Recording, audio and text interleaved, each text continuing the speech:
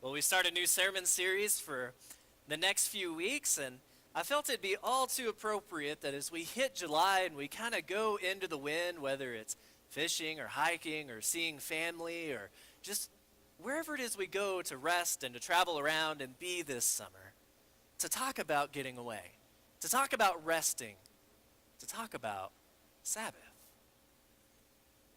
And the thing about it, I love summer. I love when you all get to go and just be wherever you need to be. It's a good thing. It's a great thing. As a matter of fact, it's a holy thing. And so we're going to spend the next few weeks in this sermon series called A Holy Waste of Time. You can laugh at that. And I wanted to call it a holy waste of time because we're really bad. We're really bad at wasting time. We don't allow ourselves to do it.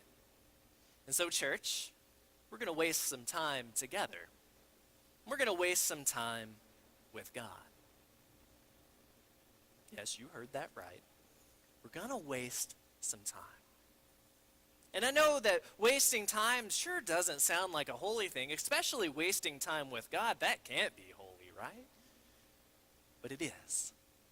And we're going to explore why it is over the next few weeks.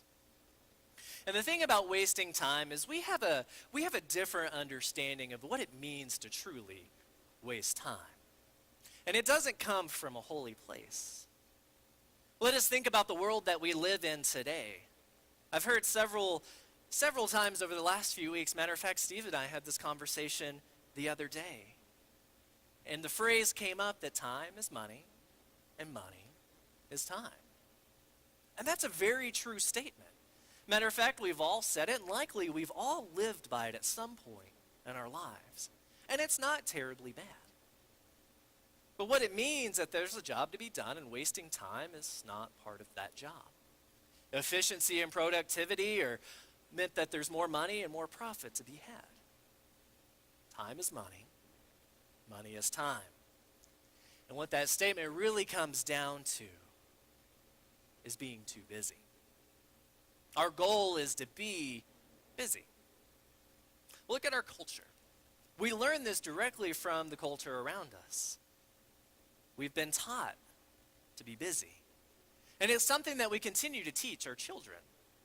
I mean, look around at our kids today and how busy they are. Too much. You're right.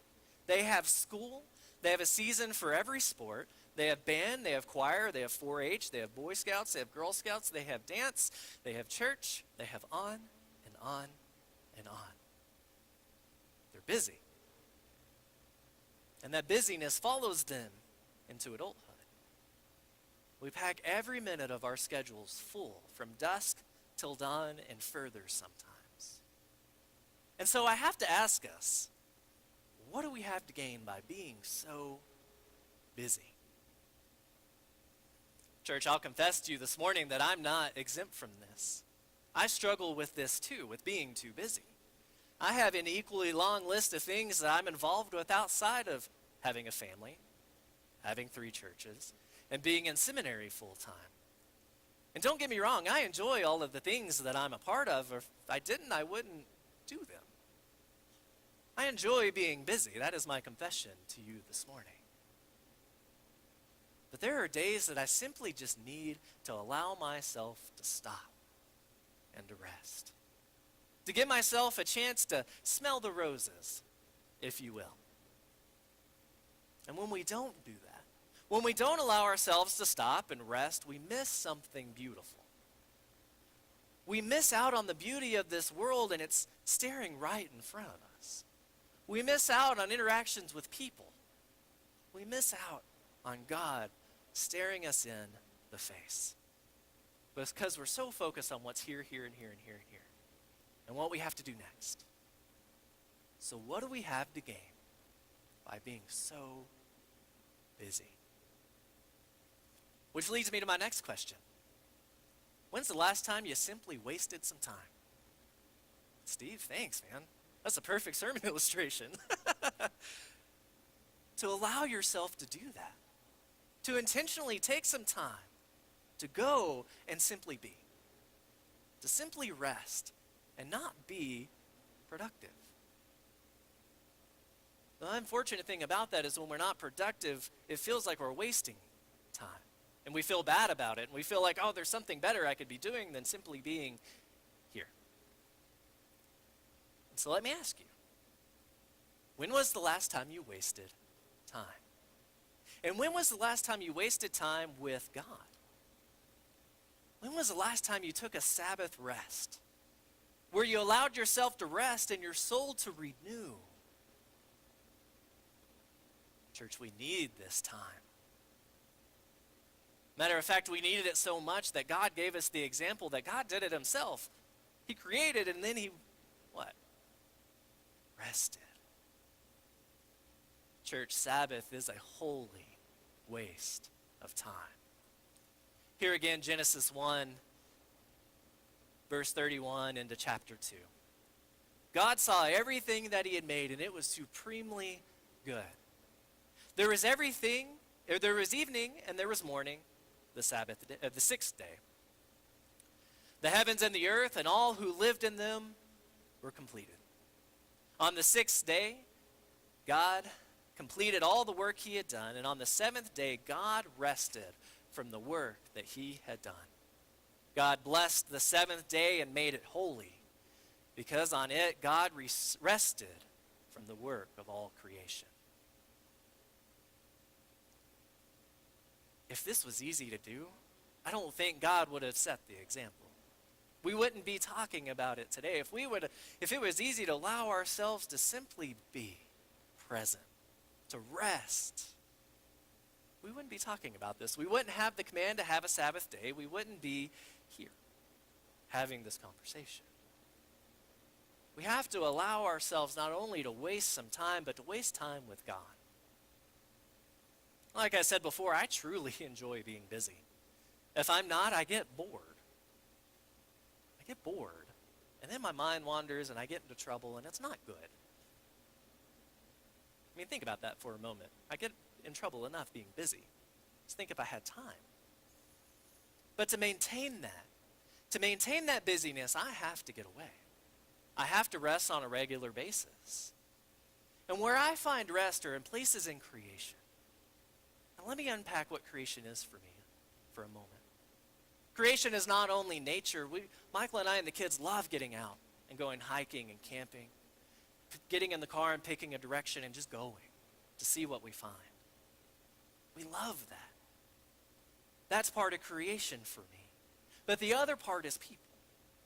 I love gathering with people. I love hearing their stories. I love having conversations. And for me, that is truly rest, no matter where I find it. And these two things together renew my soul quicker than anything else I found. And it's in these moments of rest that I find God restoring my soul. And this is exactly what Sabbath is supposed to do. It is supposed to renew your soul. But we're so bad at it. We're so bad at wasting time. We're so bad at resting because it feels like we're wasting time and I gotta be doing this, this, and this.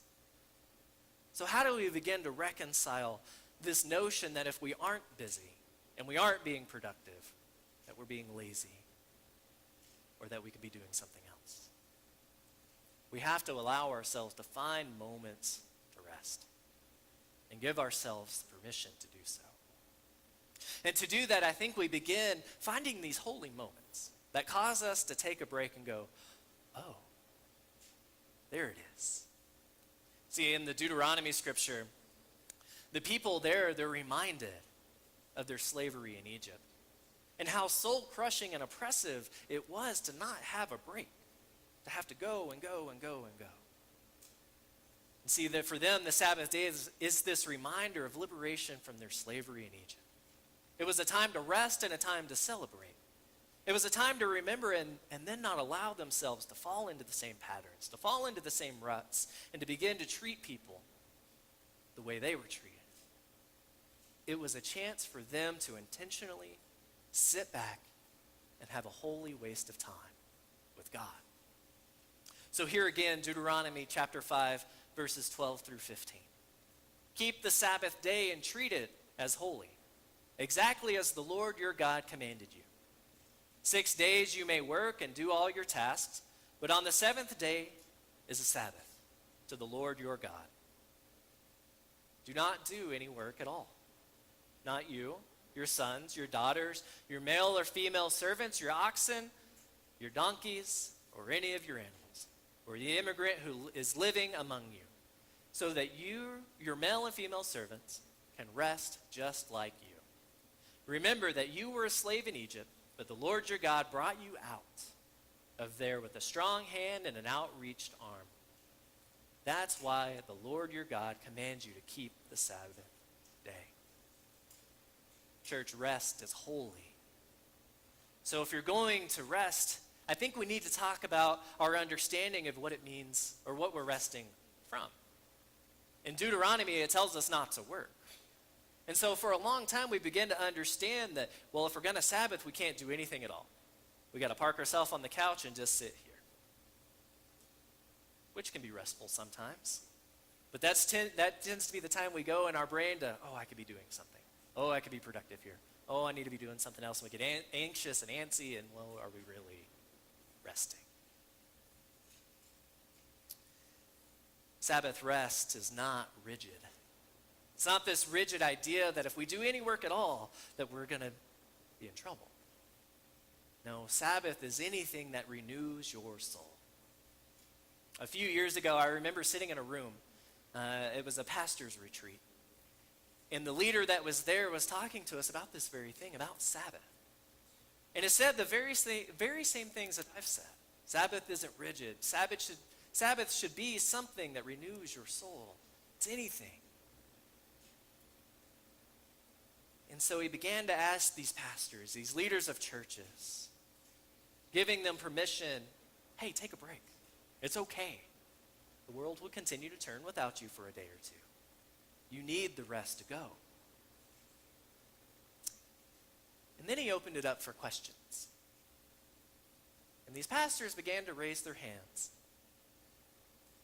and say, well, on my day off, I mow my lawn. Is that work? The leader looked at him and said, well, what do you think? Is it work for you, or do you just simply enjoy doing it? Oh, well, I enjoy doing it. It's time for me just to get away. And that's Sabbath. More hands. Well, I like to garden. Is that work? I like to paint. Is that work? I like to work on my car. I like to do this. Is this work? Is this work? And in a room full of pastors who should know, who teach this stuff, it was very clear why so many of them were on the verge of burnout, who were so tired, who were so beaten up, because they wouldn't allow themselves to rest, to simply enjoy the moments before them. Sabbath is anything that simply you enjoy, that gives you rest. But we're bad at doing that. We're bad at wasting time, because that's what it feels like, is that we're wasting time. We often let countless vacation days expire. Beautiful weekends pass us up, opportunities to travel. We don't allow ourselves to take that detour on the trip and stop at the place that we've always wanted to stop at, so we have somewhere to be. We find it hard to take the time to simply sit on our front porch and look, to be in a room with our family, our friends, and strangers. We're too busy for our own good. And church, it is killing us. We have to let ourselves waste time in a holy way. I told myself the first time I ever stepped into a pulpit that I would never preach or say anything from there that I wasn't first willing to wrestle with myself, that I wasn't first willing to practice myself. And I've already confessed to you this morning that this is hard. I like being busy. I like having a lot of things to do. But I'm not ever going to get up here and tell you anything that you should have a holy waste of time without being willing to do it myself. I need to be able to lead by example. And so I confess to you today that I struggle with this. This is hard. It is hard to take a break.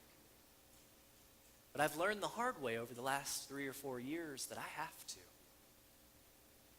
I have to create boundaries and time where I can just go and be, to have rest. And so I found that I'm very intentional about my days off, my Fridays and Saturdays, that those are family time. Those are sacred days to go and rest, whatever that looks like for us. But I'm not perfect. There are often Fridays and Saturdays I find myself here, that I find myself doing work, and that's okay. Because I try to find other places to get that time back. Sabbath is not rigid, church. It's how we find those ways to get those breaks in our day. Here's the other thing about Sabbath that we're going to explore. I don't believe that Sabbath only happens here on Sundays. I don't believe that you have to be in worship to truly be at Sabbath. I like you to be. I like for this place to be full. But I also understand that it's summer. That there are days in our weeks and our weekends that we need to go and be with grandkids, that we need to go be with family, that we need to be up in the mountains or on the lake or wherever we find ourselves. That is Sabbath too. It's allowing ourselves to be in those places where we find rest. And we find rest with God. So go and be those places. I have conversations all the time, whether it's here in the grocery store or around town of, oh, I'm not going to be in church on Sunday, I'm sorry. Don't apologize to me, go. I'm a firm believer of you are where you need to be. But if you're in town, I hope that you will be here. In a place where you can hopefully find rest. Sabbath isn't this rigid law that we have to live by this, and this. That is not restful. Sabbath is this holy time that I hope we take as a way to rest our minds, our bodies, and our souls so that we are able to go out into this world and face it head on with love and grace. And so over the next few weeks, we're going to explore what Sabbath means. We're going to explore the many different ways and life-giving ways that Sabbath can be for each of us, because it's different for each of us. But we're going to continue to explore this holy waste of time. And I'm going to say that a bunch over the next few weeks because I love it. It's my favorite sermon series title ever, A Holy Waste of Time, because it makes you think. And I hope it makes you think as you go through the next days and weeks to go, oh, here it is. So church, you have permission. You've always had permission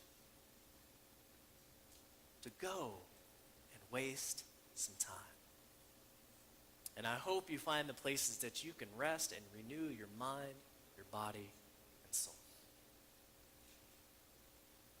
Go. Have a holy waste of time with God today, tomorrow, and the next day, wherever you find yourself. Allow yourself to do that. Pray these things in the name of the Father, the Son, and the Holy Spirit.